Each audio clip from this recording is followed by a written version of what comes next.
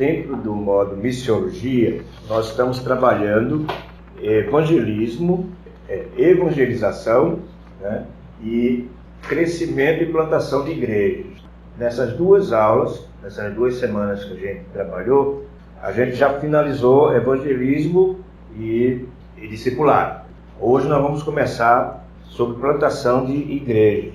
Então vamos começar.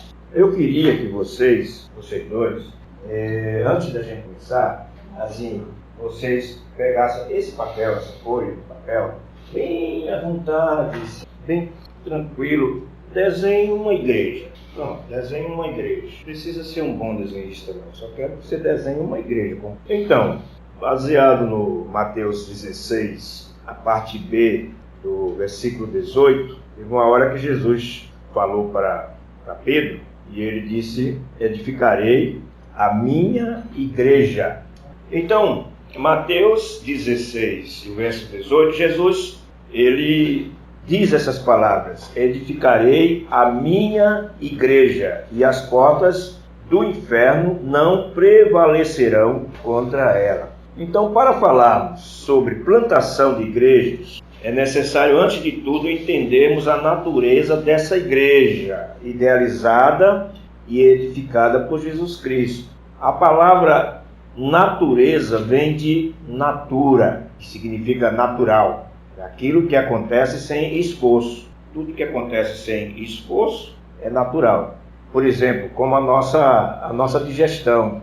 A nossa digestão é algo natural. A gente come naturalmente, vem logo a digestão.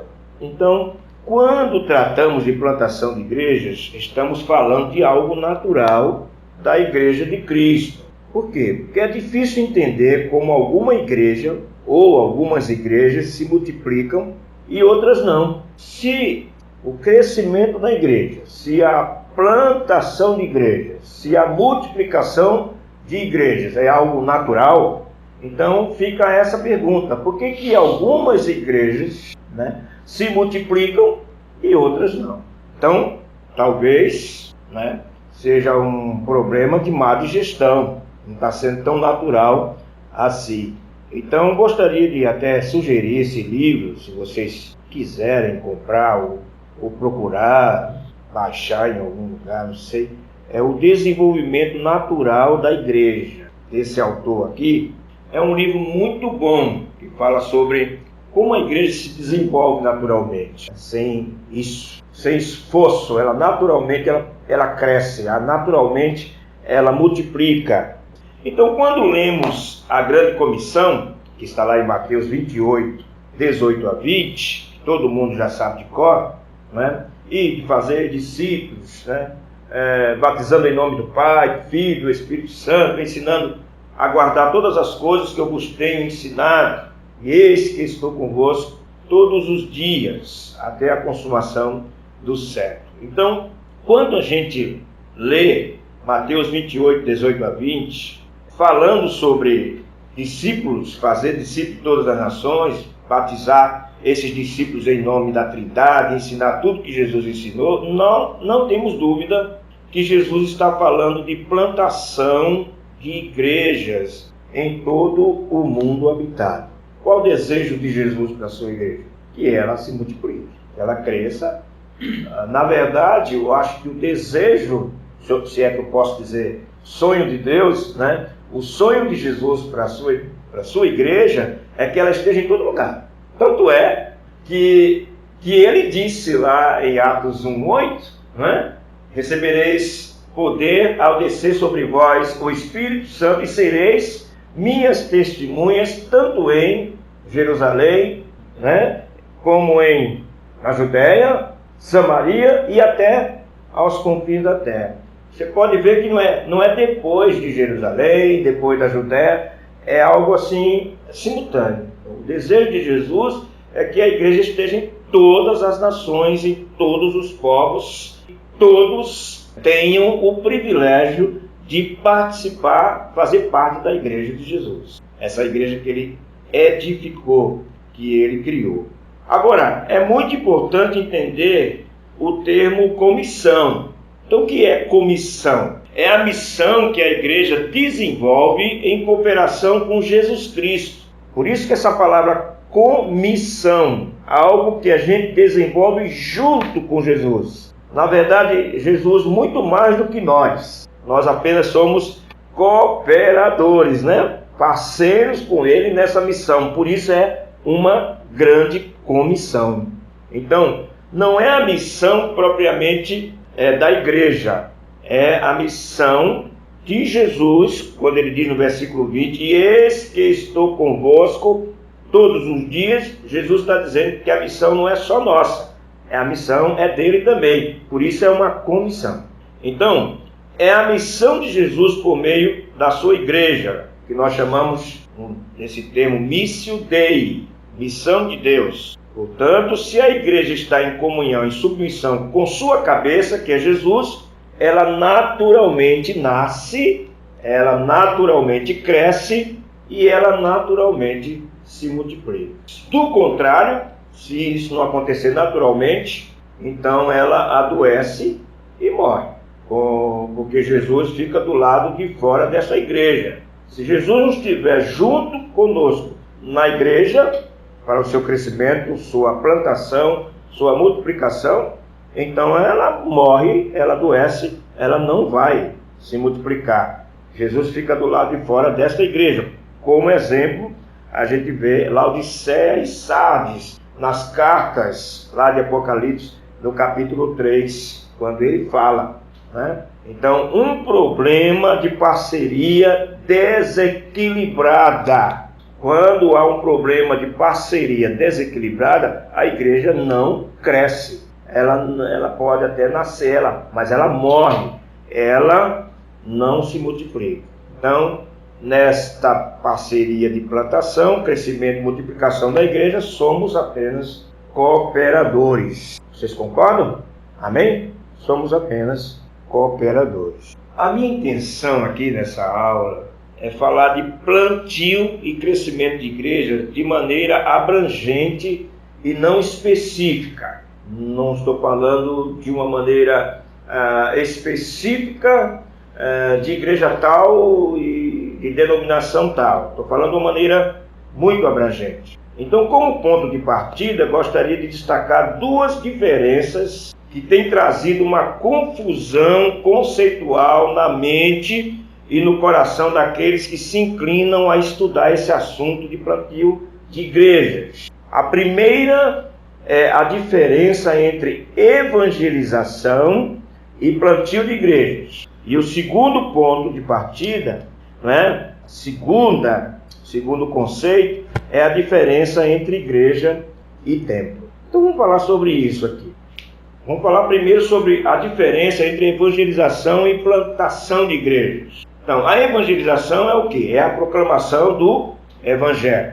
O termo querigma é um termo grego que traz o significado de pregação do evangelho de Jesus Cristo. Significa, essa palavra querigma no grego significa comunicação verbal, inteligível e claro do evangelho. Mas também nós temos o termo grego martírios, que traz a ideia de evangelização através do testemunho de vida. Então nós temos querigma, pregação verbal do evangelho de Jesus, e temos martírios, que é pregação através do testemunho de vida. Então o Senhor Jesus chamou a igreja para pregar verbalmente, mas também para testemunhar, e às vezes sem palavras, o amor de Deus ao mundo.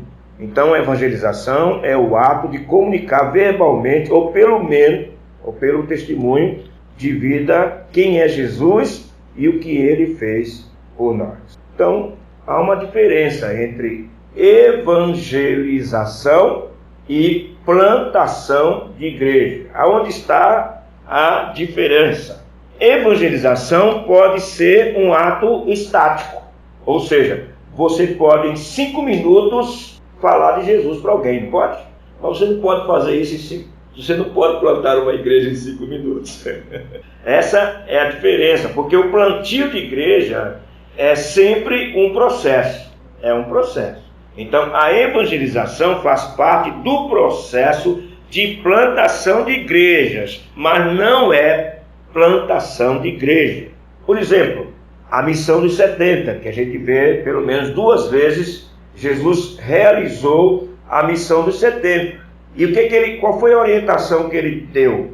Mandou de 2 em 2 pregar o evangelho de casa em casa, e ele deu umas orientações bem específicas, bem interessantes de pregação do evangelho. Inclusive ele diz assim, olha, não demore muito, não perca seu tempo discutindo nada. Jesus orienta nisso. Se entrar numa casa, se alguém oferecer alguma coisa para comer, coma, dê graças a Deus, coma, mas não é para ficar lá, né? Então, evangelização através da missão dos 70 é algo muito específico, objetivo e rápido. É falar de Jesus. Então, plantar igreja é um outro processo. Então, o processo de evangelização é um processo muito objetivo. Não dá para conversar muito, não dá para responder muitas perguntas. É falar do amor, conversar com mais tempo, foi o que a gente falou na semana passada, é o discipulado, né? E você vai gastar tempo com aquela pessoa. Então, podemos dividir o processo de plantação de igreja, de uma igreja, em basicamente 5 passos. Primeiro, evangelizar, discipular, ajuntar as pessoas que se converterem, né? Treinar a liderança multiplicadora, acompanhar, e aí as igrejas vão se multiplicando no mundo.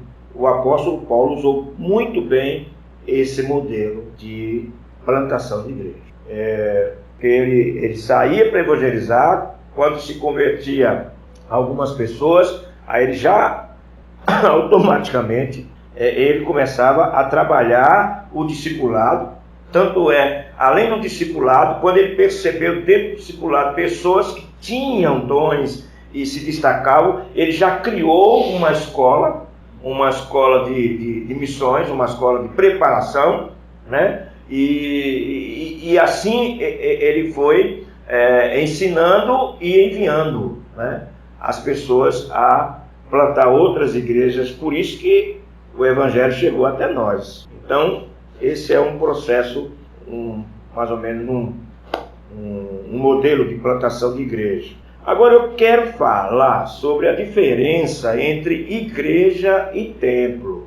Por isso que eu pedi para vocês desenharem aí, vou fazer o desenho de vocês, porque o nosso conceito, então veja bem, o nosso conceito de igreja, principalmente no Brasil, está tão atrelado a templo, que quando falamos em plantio de igrejas, a figura que vem à mente é mais institucional ou estrutural e não está muito ligado às pessoas, está mais ligado ao templo. A prova está aí, no desenho de vocês. Eu não sei se os 3 fizeram a mesma coisa. Então hoje, você vê que parece que nenhum dos 3 tem gente. Só ter o templo. Mas a igreja não é templo. Não é? Mas é porque nós estamos condicionados a isso. É a cultura que nós temos. Então a gente quer falar sobre isso. Por exemplo, de cada 10 alunos que não têm tempo de pensar, assim, na hora dessa dinâmica de desenhar, 9 desenham um formato de triângulo com uma cruz. Então, isto é um problema conceitual que nós precisamos esclarecer. A igreja não é estrutura. Igreja não é CNPJ. Igreja não é templo. Igreja é gente convertida ao Senhor Jesus. Podemos ter templo? Podemos. Podemos ter CNPJ? Podemos. Podemos ter estrutura? Podemos. Mas não é igreja. Igreja dentro da palavra eclesia, não é? Palavra grega, não é? Então, igreja é gente, são pessoas. Tanto é que, se vocês lerem